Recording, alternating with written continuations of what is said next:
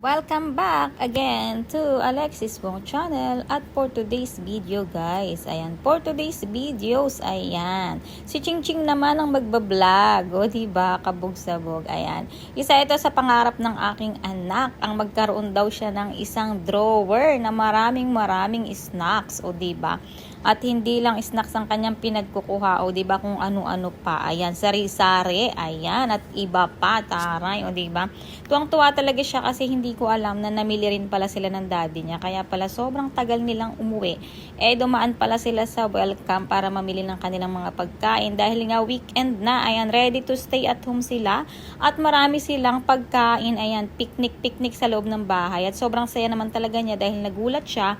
At marami din akong pinagbibili na kung ano-ano. O diba, ikaw lang yung walang trabaho pero bili dito, bili doon. O diba, sana all.